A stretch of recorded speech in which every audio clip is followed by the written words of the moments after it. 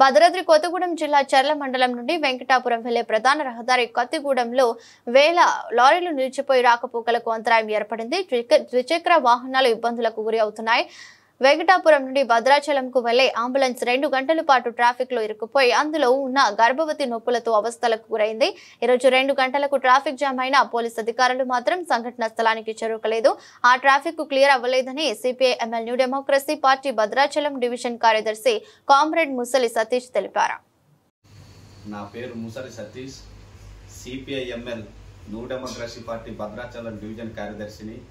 భద్రాచలం డివిజన్లో ఈరోజు చర్ల మండలం కత్తిగూడెం గ్రామంలో వేల లారీలు రోడ్ల మీద నిలిచిపోయి ఇటు చర్ల నుంచి వెంకటాపురం వెళ్లే ప్రధాన రహదారిలో ఈరోజు వెంకటాపురం నుంచి వచ్చే అంబులెన్స్లో ఒక గర్భవతి లారీ లాగిపోయి ట్రాఫిక్ జామ్లో ఇరుక్కబోయి ఇబ్బంది పడుతున్న క్రమంలో అక్కడున్న ప్రజలు స్థానికంగా ఉన్న హాస్పిటల్కి తీసుకెళ్లి ఆమెను హాస్పిటల్లో జాయిన్ చేయించారు.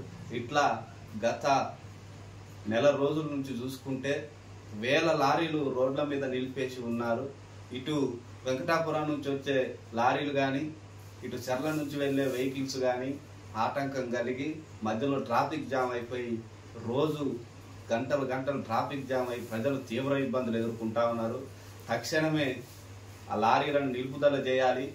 దీని మీద ఇంతకు ముందు ఎమ్మెల్యేలను కలిసాం, మంత్రులను కలిసాము, అధికారులను కలిసి కూడా రిప్రజెంటేషన్లు చేసినా కనీసం పట్టించుకునే పరిస్థితి లేదు. ఇప్పటికైనా తక్షణమే అధికారులు స్పందించి రోడ్ల మీద లారీలు లేకుండా చేయాలని చెప్పి ఇక్కడున్న 8 ఇసుక రాంపుల లారీలు కూడా రోడ్ల మీద నిలుపుదల చేయాలి. ఇక్కడున్న ఇసుకను హైదరాబాద్కు కోట్ల రూపాయలకు తరలించి ఇవాళ కోట్ల రూపాయలు సొమ్ము చేసుకుంటా ఉన్నారు. కాబట్టి తక్షణమే రోడ్ల మీద లారీలు నిలుపుదల చేయాలని చెప్పి సిపిఐ ఎంఎల్ న్యూ డెమోక్రసీ పార్టీగా డిమాండ్ చేస్తా ఉన్నాం. లేని ఎడల ప్రజా ఉద్యమాలు కొనసాగిస్తామని చెప్పి హెచ్చరించడం అనేది జరుగుతూ ఉంది.